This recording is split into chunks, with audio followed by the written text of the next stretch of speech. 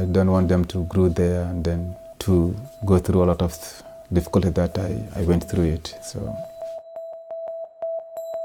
the community, the tech community, is saying it was a meritocracy.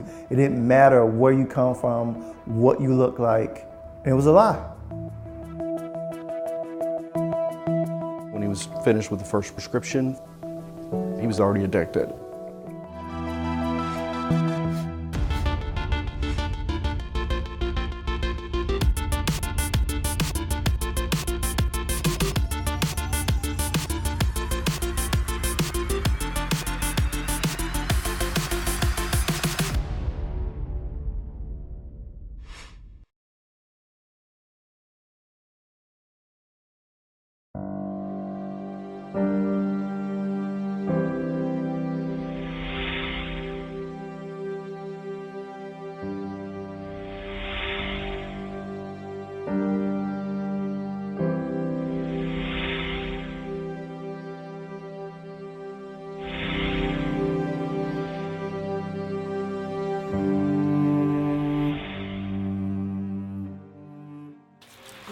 It is a day's work for $3 to $4 pay, and another example of Lebanon's child labour problem. But for this family of Syrian refugees struggling to survive, it's also a lifeline. إنه ليش ماما تشتغل لحالها؟ ازعل أو بدي أساعد أمي لأنه كمان. Thousands of Lebanese and Syrian children are working in the agricultural sector and on the streets, and many fear the problem is getting worse. Syrian refugees have been hit by reduced humanitarian support, costly residency fees, and government restrictions on their access to the job market. Child labour affects all those facets in growth and development of children and has very serious detrimental effects on their quality of life, health and well-being, both in the short term and in the long term. ما شغلت اليوم؟ بتعرفي كل بنت وكل ولد بيكون عنده حلم وطموح، يعني ما كنت بتخيل إنه Thanks to a local NGO, Beyond Association, there is good news for Yasmin and her 3 sisters. They are among 450 children in this region given back the chance to play, rediscover their childhood and learn in the mornings before their work, with the eventual aim of moving them back into mainstream education. We're trying to work with those children step by step to let them going out from work, and when they come here, their dream is to have education. Now their dream to be a lawyer, to be a doctor. So you see, we can see from here our impact.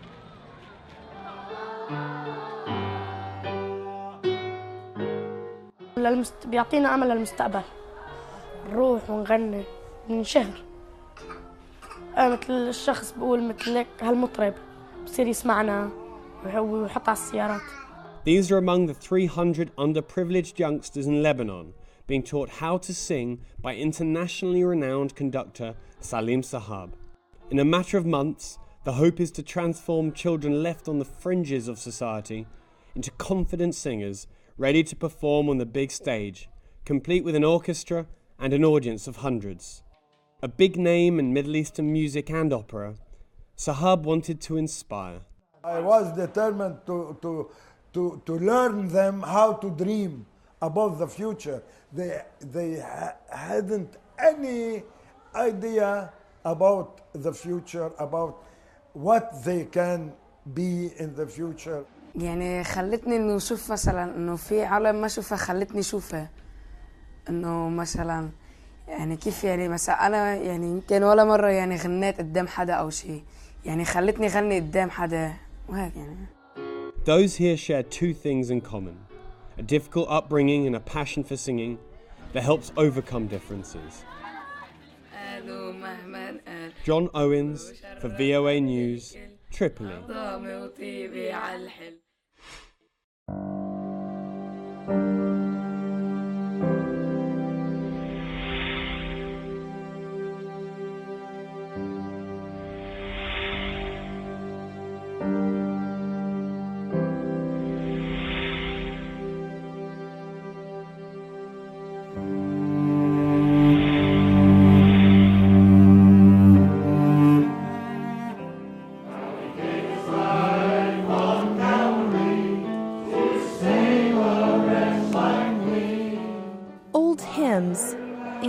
familiar English.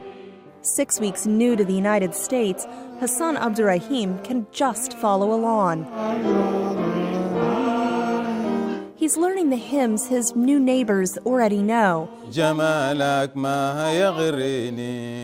And with his family at his side, sharing their hymns. Hey, Michael. Beautiful. Morning. Your daughter has a really pretty voice. How are you? Savoring a moment of peace he didn't think was possible. The first day when they took us to the prison, they beat us. Pastors like Hassan aren't outlawed in his native Sudan, but Christians are an endangered minority. For Hassan, that meant living with the possibility of prison every day. Of all the hardships, interrogations and tiny prison cells, he says the worst was not knowing. It really was a very hard time for me thinking of my family because I don't know anything about them. But even a 12-year prison sentence for espionage couldn't shake his faith. No one told me that, but I have the peace. There's something going outside, but I don't know. Far from Sudan, a Facebook post telling Hassan's story was reaching the right person. I didn't know any better, so I got in my car with my letter that I'd written and drove to the Sudanese embassy. It was the first time a member of Congress had spoken to the Sudanese government in 10 years. After months of work and a trip to Sudan, Garrett worked with NGOs to secure Hassan's release. I commend the Sudanese government to the extent that they were willing to acknowledge that mistakes have been made in the past and that there's a need to reassess how religious minorities are treated. That's progress. Hassan and his family visited Washington to see the man responsible for their new life. Thank you so much. Oh, no, it's great to see you. It meant a lot to them and to the congressman. An effort he says doesn't conflict with his support for President Trump's restrictions on travel from 6 Muslim-majority countries, including Sudan. Garrett notes the Abdurrahims were fully vetted and earned their refugee status. For this freshman congressman, rules are key, but moments mean more. You can love a bill, you can advocate on behalf of a bill, you can believe in a bill, but you can't say a prayer with the bill, have dinner with the bill, shake hands with the bill. And it was sort of surreal. As strange as leaving the streets of Khartoum for Garrett's Virginia district, where 5 churches work together to set up Hassan and his family with a home on the farm of their new pastor. Surrounded by fields where the family will soon see snow for the first time. So many changes, but all grounded by a father's certainty.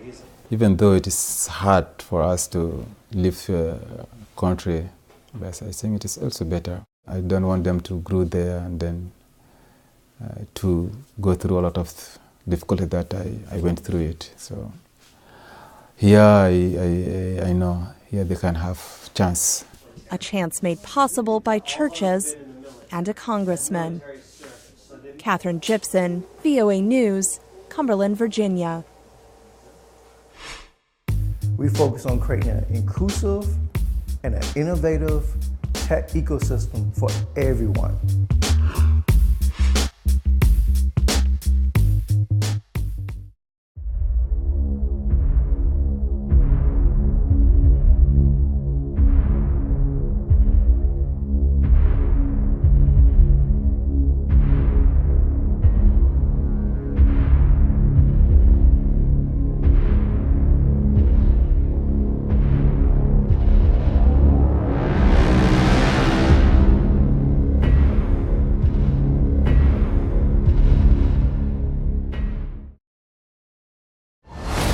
It's a war zone out there. The film drama Detroit by Academy Award-winning filmmaker Catherine Bigelow is based on the 1967 riots that tore apart the city of Detroit. These riots, this was an anger that was building and was on a collision course in 1967. Major American cities such as Detroit became the battleground for discontented African Americans facing unemployment and racial discrimination. Bigelow focuses on a chain of events one night during the riots that led police to brutalize a group of innocent African Americans.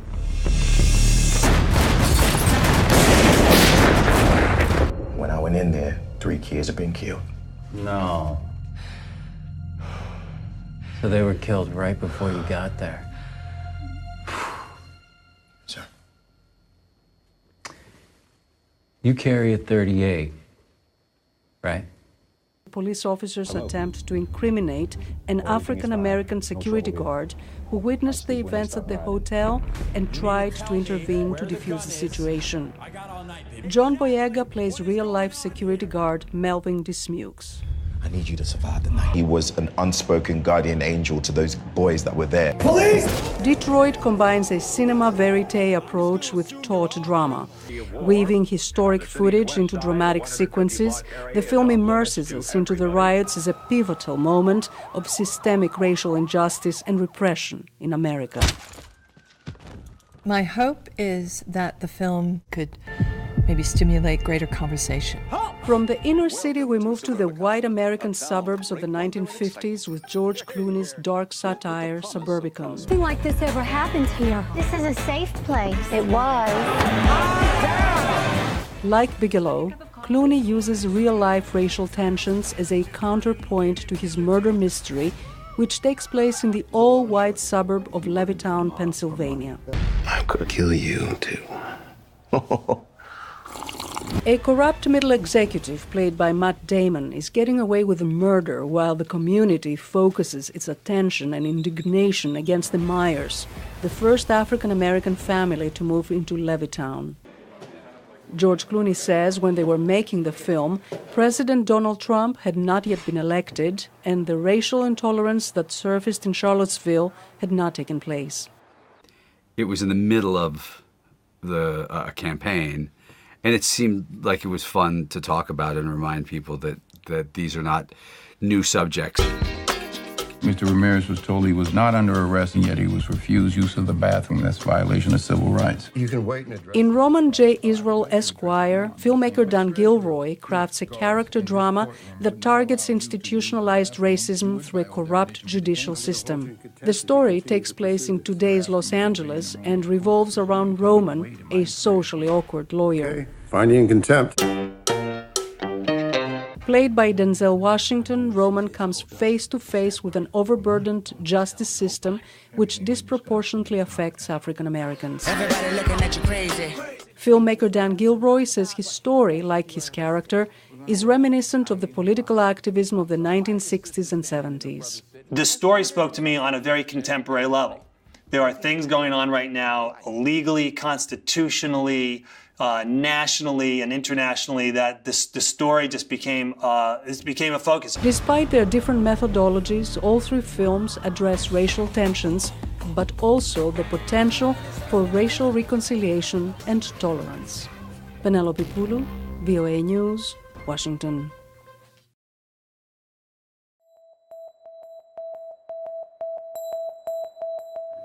I think that the news is pushing it, making it look so much worse than it is. Here where we live, it's not like that. I mean, I'm not saying there's no racism on both sides, but we all get along fine. I don't understand. They make it look horrible, and it's not that way. It's not. A lot of people say race, there's not a lot of races now, but it is, But people try to keep it, under the table, but as a black man, I can look and see every day.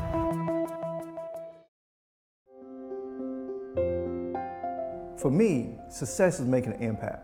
I just want to help people. I took a different path coming to Silicon Valley. I came here not with a startup. I came here with a solution, an opportunity to make impact, to create wealth, relationships, and education for people who look like me.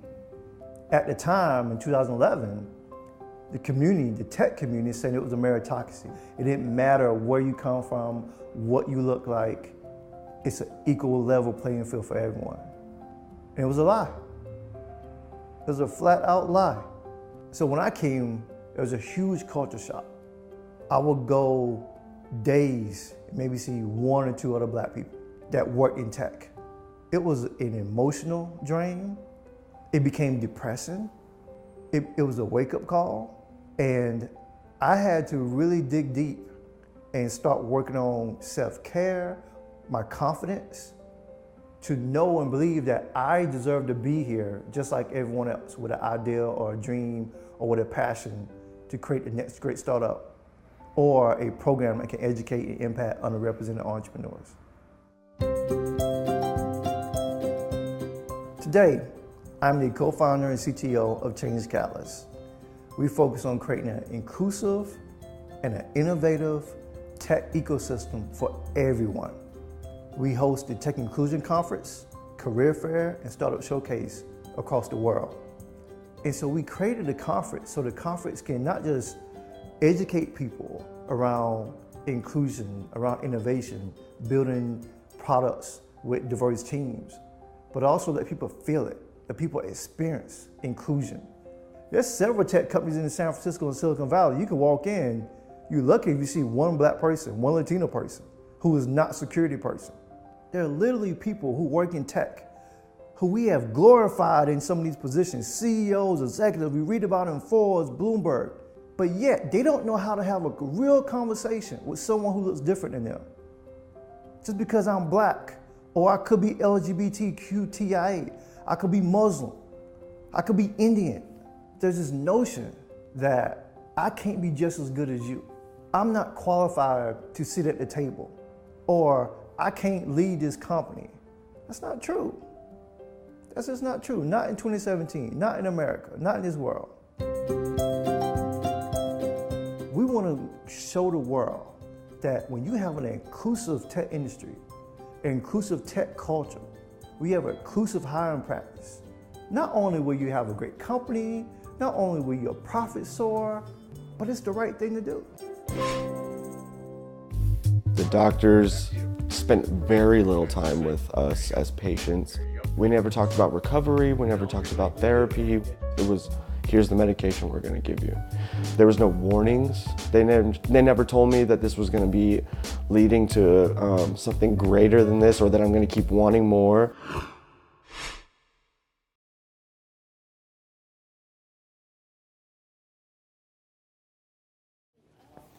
Hi, I'm Delegate John Bell. Nice to meet you. Virginia Delegate John Bell works hard for the people in his district on issues like women's rights and affordable health care. But his focus lately has been the opioid addiction crisis, ever since he discovered that his own son, Josh, had become an addict. He was in a car accident 7 years ago, and in the car accident he injured his neck. They never took an x-ray, nothing. The doctor looked at my neck for a second, and then he gave me some Vicodin. And when he came out of the emergency room, he came out with an opioid prescription for 90 days with 5 refills. I remember when I got home that night and I took it, it's like the first time experiencing love. When he was finished with the first prescription, he was already addicted. Josh's opioid addiction quickly turned from pills to heroin. The high was so powerful. I felt like what I felt like early in my addiction. It just got terrible from there. With his addiction out of control, Josh sought help at pain management clinics, but it didn't help. The doctors spent very little time with us as patients. We never talked about recovery, we never talked about therapy. It was, here's the medication we're gonna give you. There was no warnings. They never told me that this was gonna be leading to something greater than this, or that I'm gonna keep wanting more. Since Josh lives in Texas, his family was unaware of what he was going through. You know, looking back, we didn't really understand the addiction, and we didn't know what signs to look for to know he was addicted during this period. As soon as my dad found out, he flew literally down to Texas that day. My path to recovery started that day. When I visited him and he explained to me what had been going on, the first thing I told him is, that I loved him and I supported him. That family support is crucial to recovery. Drug addiction, or any addiction, is commonly called a family disease. I think that's an accurate description, because it's not just the person who's addicted who suffers, it's the whole family. This is my son Joshua. Bell says dealing with it openly is key. Often people view addiction as something that is negative. It's people camped out under a bridge. But the truth of the matter is, opioid addiction today is every ethnic group, every income bracket, small towns, big towns, every part of America. This is a personal issue for me. As a state lawmaker, Bell has been using his experience and position to bring about change. So we put in a limit on how much can be prescribed for acute pain of an opioid prescription at the emergency room. They also put money into naloxone, also known as Narcan, which, if administered quickly, reverses the effect of an opioid overdose. $2.4 million was put towards that, so we make sure all of our first responders have the ability to provide that life-saving drug. Our sheriffs, they tell me about half of the calls they're making right now are addiction-related. Bell recently won re-election in his district, where he plans to continue working on the opioid crisis. I'm no one special. I'm just someone who has a son who suffers from addiction. And there's so many people like me.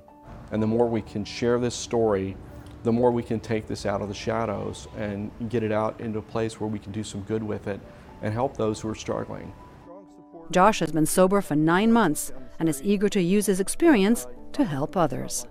All we want to do is, once we find recovery, is help someone else find recovery, because we know how dark it was and how good it feels not to live a lie anymore. Julie Tabo, VOA News, Chantilly, Virginia.